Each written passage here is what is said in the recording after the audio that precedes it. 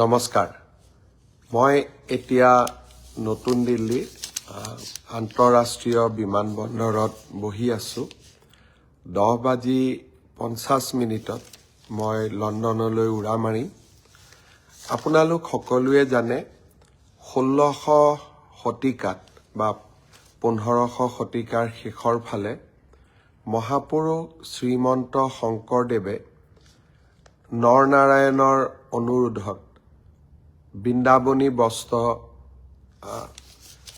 সাজি উলিয়াইছিলে আৰু এই বৃন্দাবনী বস্ত্ৰখন আমাৰ অসমৰ ইতিহাসৰ বা আমাৰ সভ্যতাৰ এক অমূল্য অংগ আমি বহুতে বৃন্দাবনী বস্ত্ৰৰ বিষয়ে শুনিছো পঢ়িছো আৰু বিভিন্ন সময়ত ইন্টাৰনেটত হওক বা আন কিতাপ পত্ৰত ইয়াৰ ছবিও আমি দেখিবলৈ পাইছো কিন্তু আজি যোৱা 500 বছৰ কালত আমাৰ কোনো এটা প্ৰজন্মই এই বৃন্দাবনী বস্ত্ৰখন স্বচক্ষুৰে বা সন্মুখৰ পৰা দেখিবলৈ পোৱা নাই অৱশ্যে যিসকলে কেতিয়াবা লণ্ডনৰ মিউজিয়ামত গৈছে কেতিয়াবা পেৰিছৰ মিউজিয়ামত গৈছে হি এটা সুকীয়া কথা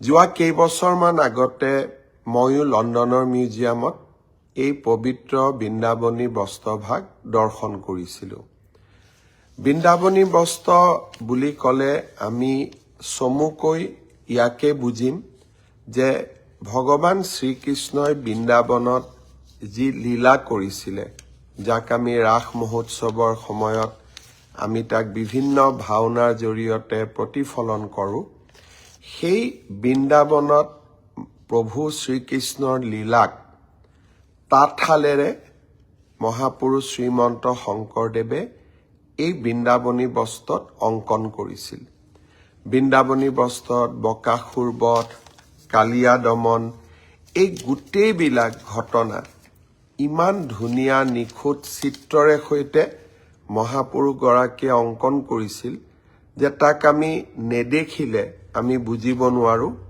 ই আমাৰ কিমান ডাঙৰ এক অমূল্য সম্পদ কালক্ৰমত এই বৃন্দাবনী বস্ত্ৰ তিব্বতলৈকে যায় তিব্বতৰ পৰা লণ্ডনৰ মিউজিয়ামত কিছু অংশ আহি পৰে কিছু অংশ পেৰিছৰ মিউজিয়ামলৈকে যায় কিছু অংশ আমেৰিকাৰ বষ্টনৰ মিউজিয়ামত আছে আৰু কিছু অংশ লছ এঞ্জেলেছৰ আমাৰ আমেৰিকাৰ লছ এঞ্জেলেছ মিউজিয়ামতো ই বৰ্তমান আছে কিন্তু লণ্ডন আৰু পেৰিছত থকা বৃন্দাবনী বস্ত্ৰ দুভাগ যথেষ্ট ডাঙৰ যথেষ্ট দীঘল আৰু আমি যি বৃন্দাবনী বস্ত্ৰৰ কল্পনা কৰোঁ তাক উপযুক্তভাৱে প্ৰতিনিধিত্ব কৰে বহুদিনৰ পৰা মোৰ মনত এটা ইচ্ছা আছিল যে এই বৃন্দাবনী বস্ত্ৰভাগ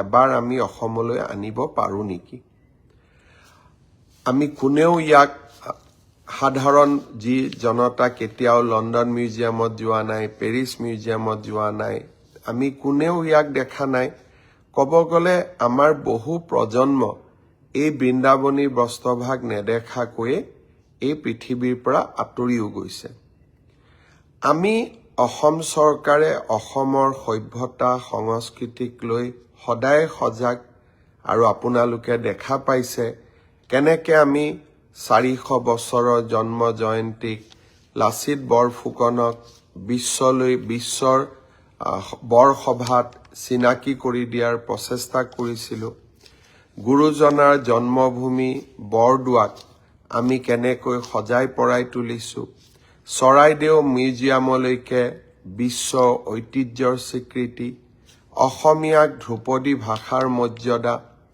লোকপ্ৰিয় গোপীনাথ বৰদলৈ এক নতুন ৰূপত গোপীনাথ বৰদলৈৰ আদৰ্শক আমাৰ নৱপ্ৰজন্মৰ মাজলৈ লৈ অহা আৰু বিহু জুমুৰক কেনেকৈ আমি ৰাষ্ট্ৰৰ মঞ্চলৈ লৈ অহাৰ বাবে নিৰন্তৰ প্ৰচেষ্টা চলাই আছো অসমৰ সভ্যতা সংস্কৃতিক নৱপ্ৰজন্মৰ মাজত জীয়াই ৰখাৰ বাবে আমাৰ অবিৰত প্ৰয়াস আৰু প্ৰচেষ্টাৰ আন এটা অংশ আছিল যে আমি কেনেবাকৈ বৃন্দাবনী বস্ত্ৰভাগ অসমলৈ লৈ আহিব পাৰো নেকি।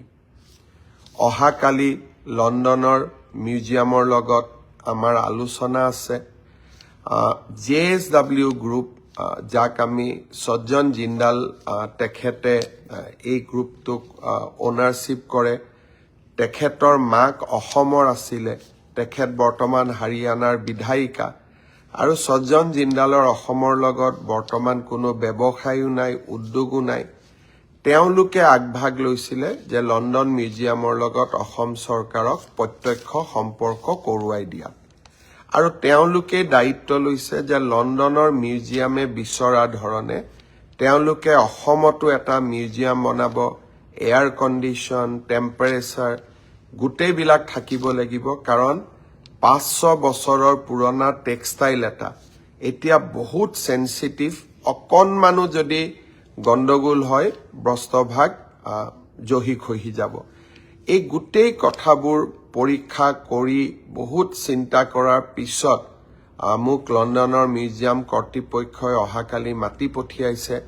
ভাৰতৰ আমাৰ ৰাষ্ট্ৰদূতগৰাকীও ইয়াত ইনভলভ আছে। ভাৰত চৰকাৰ, প্ৰধানমন্ত্ৰী ডাঙৰীয়াই এই বিষয়ে খবৰ ৰাখিছে। যদি মহাপুৰুষগৰাকী আশীৰ্বাদ দিয়ে, গুৰুজনাই আশীৰ্বাদ দিয়ে, অহাকালি হয়তো আমি এখন লণ্ডন মিউজিয়ামৰ লগত বুজাবুজিৰ চুক্তি স্বাক্ষৰ কৰিম যে 2027 চনত আমি বৃন্দাবনী বস্ত্ৰভাগ অসমলৈ আনিম। চুক্তি স্বাক্ষৰ হ'ব। 2 বছৰ আমি এই মিউজিয়ামটো বনাব লাগিব। খানাপাৰাত তাৰ কাৰণে আমি মাটিৰো আবণ্টন দিছোঁ সাংস্কৃতিক বিভাগক।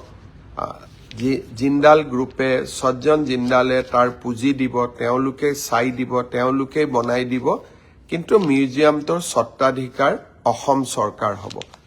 আৰু বৃন্দাবনী বস্ত্ৰভাগ আমি লৈ আহিম, আমি প্ৰদৰ্শন কৰোৱাম, আৰু বৃন্দাবনী বস্ত্ৰভাগ আমি দিল্লী, মুম্বাই আদিলৈকেও লৈ যাব চেষ্টা কৰিম, যাতে ভাৰতেও মহাপুৰুষগৰাকীৰ বিষয়ে আৰু এবাৰ জানিব পাৰে, তেখেতৰ অমূল্য অৱদানৰ বিষয়ে জানিব পাৰে, আৰু অসমীয়া সভ্যতা কিমান চহকী আছিল তাক যাতে ভাৰতবৰ্ষৰ আন জনগণেও জানিব পাৰে। মিউজিয়ামটো হোৱাৰ ফলত আৰু এটা লাভ হ'ব যে আমি পৃথিৱীৰ বিভিন্ন মিউজিয়ামৰ পৰা আপুৰুগীয়া সম্পদসমূহ মাজে মাজে আমি অসমত আনি থাকিব পাৰিম, আৰু অসমৰ পৰাও আমাৰ সম্পদসমূহ আমি বিশ্বৰ আন আন মিউজিয়ামলৈকে পঠাব পাৰিম, আৰু আদান প্ৰদান এনেকৈ হৈ থাকিব। এটা ডাঙৰ উদ্দেশ্য লৈ লণ্ডনলৈ যাম। অসমবাসী ৰাইজৰ আশীৰ্বাদ বিচাৰিছোঁ, আৰু অহাকালি যদি গুৰুজনাৰ আশীৰ্বাদত সঁচাকৈ লণ্ডন মিউজিয়ামৰ লগত আমাৰ চুক্তি স্বাক্ষৰ হয়, মই আপোনালোকক লগে লগে এই বিষয়ে অৱগত কৰিম। যোৱা নিশ্চিতভাৱে 2 দিন মই নাথাকোঁ। 18 তাৰিখ ৰাতিপুৱাই অসমলৈ উভতি আহিম, আৰু সেইদিনাখনে আমি সকলোৱে জুবিন গাৰ্গৰ জন্মদিনটোত, উপজা দিনটোত আমি সকলোৱে অসমৰ চাৰিওফালে এটা বৃহৎ ৰক্তদান শিবিৰ আয়োজন কৰিছোঁ। 53টা স্থানত ৰক্তদান শিবিৰ অনুষ্ঠিত হ'ব। আমাৰ ভাৰতীয় জনতা পাৰ্টি, BPF, AGP, UPPL আৰু সদাশয় সকলো ৰাইজকে এই ৰক্তদান উৎসৱত বা ৰক্তদানৰ কাৰ্যসূচীত আমি যোগদান কৰিবলৈ অনুৰোধ কৰিছোঁ, যাতে আমি খুব বিনম্ৰতাৰে সৈতে জুবিন গাৰ্গৰ জন্মদিনটো পালন কৰিব পাৰোঁ। আৰু সেই উপলক্ষে মই চেষ্টা কৰিম যে মই 18 তাৰিখে যাতে উভতি আহিব পাৰোঁ, আৰু আপোনালোকলৈকে এই ভাল খবৰটো কঢ়িয়াই আনিব পাৰোঁ। পুনৰ এবাৰ আপোনালোক সকলোকে প্ৰণাম জনালোঁ, নমস্কাৰ জনালোঁ। বহুত বহুত ধন্যবাদ। জয় আই অসম, জয় হিন্দ, বন্দে মাতৰম।